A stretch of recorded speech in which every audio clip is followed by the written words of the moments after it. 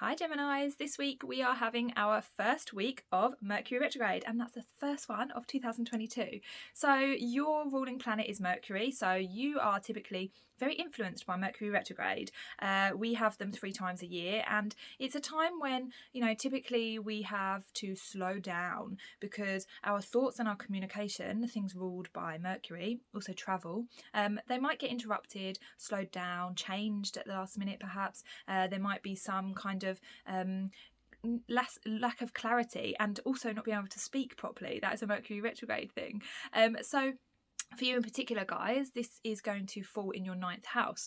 So the 9th house rules long-term travel. It rules things like higher education and wisdom, and just kind of leveling up in some ways, expansion. So what you might find is that you have some kind of setbacks to do with these things, but this is not a bad thing. It's basically saying to you, like, you need to look at this again. Like, something here is not quite right, that you need to adjust. You need to look at, rearrange, all those RE words.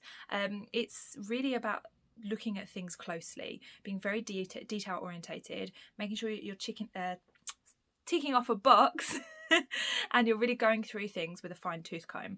This is a fantastic way to actually make the most of Mercury retrograde, rather than saying oh, it's changed all my plans, and now I'm having to learn all these big lessons and this wisdom and higher education stuff and travel stuff. It's all going here and there. Actually, what you really need to do is ground yourself in that and to take a look at it properly. So this week in particular, if some of that stuff comes up, you know what to do. Just slow it right down.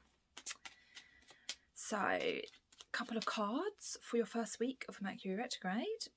We've got the Hermit and the 9 of Pentacles. So for some of you, you're really in need of a little bit of time to yourself. You need to just, again, slow it right down, and find a space where you can hear your inner guide. The Hermit is the inner guide with his little lantern here. So this is basically saying, when you are perhaps in a place of nature, or somewhere that you feel very relaxed, it might even be your bedroom, if it is a nice surroundings, saying to you, find somewhere that you feel at peace, and you will actually get a lot of guidance coming through. So guys, if you want to read the last few blog posts that I have written, there is a link below. There's also a link to book readings there. And if you liked this, hit the subscribe button, and I'll see you next week.